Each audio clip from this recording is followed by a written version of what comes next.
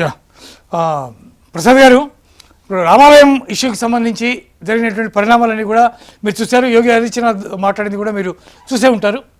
చాలా వీలైనంత త్వరగా, చాలా ఫాస్ట్గా దీనికి సంబంధించినటువంటి డెసిషన్స్ మేము తీసుకుంటాం. ఇక ముందు ఎప్పుడైనా ఏ ఆలయంలోనైనా సరే ఏదైనా ఒక వస్తువు కానీ ఒక డబ్బుని కానీ ముట్టుకోవాలంటే అవతల వ్యక్తి చాలా తీవ్రంగా ఒడికిపోయేటటువంటి పరిస్థితులు మేము క్రియేట్ చేస్తామని చెప్పి యోగి ఆదిత్యనాథ్ ప్రకటించారు. Is it possible? నిజంగా అట్లా జరిగేటటువంటి అవకాశం ఉందా? ఎస్పెషల్లీ ఈ విషయంలో అండి, యోగి ఆదిత్యనాథ్ గారికి ఇమేజ్ ఏముందంటే, ఈవెన్ నేను యూపీలో చాలా ట్రావెల్ చేశాను కాబట్టి ట్రెడిషనల్లీ సమాజ్వాదీ పార్టీకి సపోర్ట్ చేస్తున్న యాదవులు కానివ్వండి, ముస్లింలు కానివ్వండి, వాళ్ళతో మాట్లాడుతుంటే లా అండ్ ఆర్డర్ చాలా ఇంప్రూవ్ అయ్యింది అని ఒక ఇమేజ్ ఉంది వారికి. అయితే ఇటువంటి ఇష్యూ వచ్చిన తర్వాత ఫస్ట్ ఏం జరిగింది అంటే, ఇమ్మీడియట్ గా ఎస్ఐటి వేసి దాని మంది ఎవరైతే ఉన్నారో ఈ పనికి పాల్పడిన వాళ్ళ మీద వీటిని ఫైల్ చేశారు, ఎఫ్ఐఆర్ ఫైల్ చేశారు. చేసి వెంటనే ఫాస్ట్ గా యాక్షన్ తీసుకున్నారు, స్టెప్స్ కరెక్షన్ తీసుకున్నారు. ప్లస్ మనకి అందిన వార్త ఏంటంటే, మెయిన్ ఒక రామ్ జన్మభూమికి, రామ్లలా మందిర్ కి జనరల్ సెక్రటరీ ట్రస్ట్ ఎవరైతే ఉన్నారో చంపత్ రాయ్ గారు, అనిల్ మిశ్రా గారు, వాళ్ళు వెంటనే రిజైన్ చేశారు, రాజీనామా చేశారు. మోరల్ గ్రౌండ్స్ అంటే మొత్తం ఫ్రీ ఇది ఇచ్చారనమాట, ఫ్రీ హ్యాండ్ ఇచ్చారు. సో ఆ విధంగా మనం చూసుకుంటే అండి, ఇది ఒక గ్రూప్ ఆఫ్ ఇండివిజువల్స్ గా చేశారు. దాని మీద గవర్నమెంట్ చాలా ఫాస్ట్ యాక్షన్ తీసుకుంది అని మనం చూడొచ్చు. కానీ ప్రసాద్ గారు, వాళ్ళు ఇళ్ళు కట్టుకున్నారు, కొన్ని చోట్ల ఫ్లాట్లు కొనుక్కున్నారు, కొన్ని చోట్ల స్థలాలు కొనుక్కున్నారు. అంటే ఇవన్నీ కూడా వెలుగులోకి వచ్చినాయి. దీని మీద ఇటు ట్రస్ట్కి సంబంధించినటువంటి గతంలో ట్రస్ట్కి పనిచేసినటువంటి వ్యక్తులు కానీ, లేదా స్థానిక భారతీయ జనతా పార్టీ నేతలు కానీ, వాళ్ళందరూ కూడా దీన్ని ప్రశ్నిస్తున్నారు.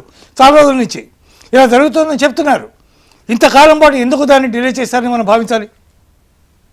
డెఫినెట్లీ అండి, అక్కడుండే యూపీ గవర్నమెంట్ దానికి ఆన్సరబుల్. దానికి సో అక్కడుండే బీజేపీ గవర్నమెంట్ ఆన్సరబుల్. అలాగే ఒకవేళ సెంట్రల్ తీసుకెళ్ళి ఉంటే ఎందుకు డిలే చేశారని బీజేపీ వాళ్ళు ఆన్సరబుల్ దీనికి. అయితే మనం చూస్తోంది ఏంటంటే, ఇటువంటి కరప్షన్ అలిగేషన్స్, లేకపోతే ఈవెన్ సెక్షువల్ హరాస్మెంట్లు కూడా వేరే మతాల్లో కూడా జరిగాయి. జరుగుతుంటే కూడా ఇప్పుడు ఇంత యాక్టివ్ గా ఉండేవాళ్ళు అటువంటి జరిగినప్పుడు ఏం మాట్లాడట్లేదు. సో మనం ఏ మతంలో జరిగినా సరే ఇది ఖండించాల్సిన అవసరం ఎంతైనా ఉంది. ఇప్పుడు మనం ఎంత స్ట్రాంగ్ గా ఉన్నాం, అప్పుడు కూడా అంతే స్ట్రాంగ్ గా ఉండాల్సిన అవసరం ఉంది.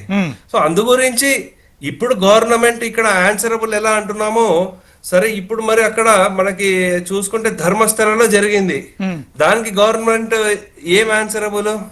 సరే, ఇప్పుడు ఈ మధ్య అంటే దీంట్లో కాన్స్పిరసీ ఉన్నాయా లేదా అవన్నీ దర్యాప్తు సంస్థలు చెప్పాలి. కానీ మనము ఏం చేస్తున్నా, ఎటువంటి దాన్ని ఖండిస్తున్నా సరే డెఫినెట్లీ మనం ఈ రామ మందిరం అనేది ఒక పార్టీకి సంబంధించింది కాదు. దీంట్లో కోట్లాది మంది మనకి రామ మందిరంలో పార్టిసిపేట్ చేశారు, అక్షింతలు వారి ఇంటికి చేరాయి. నిజంగా ఒకటే పార్టీకి సంబంధించిన వాళ్ళ ఇంటికే చేరింటే ఇంతమంది బీజేపీకి ఓటేసి ఉండాలి కదా. 240 సీట్ల దగ్గర ఆగిపోయింది బీజేపీ. అందు గురించి రాముడి పైన ఉన్న భక్తిని మనం పార్టీలకి టైఅప్ చేయకుండా చూడాలి. గవర్నమెంట్ బాధ్యత అక్కడ ఉన్న మందిరాలు కానీ మిగతా ఏ ధర్మస్థలాలు ఏవైతే ఉన్నాయో అవి సరిగ్గా ఉన్నాయా లేదా, అవి లా అండ్ ఆర్డర్ ఫాలో అవుతుందా లేదా అని చూసుకోవాల్సిన అవకాశం ఎంతైనా ఉంది.